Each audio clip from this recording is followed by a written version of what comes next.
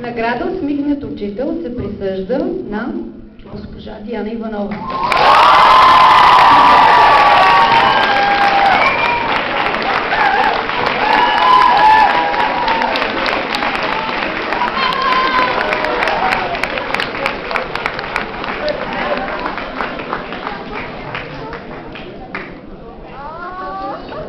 Здравейте, госпожо Иванова. Как сте?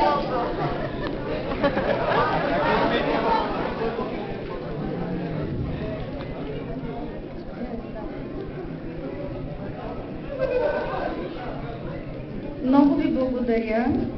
Приемам наградата като комплимент, въпреки че се усмихвала, може би, и петекантропа, и неандерталец.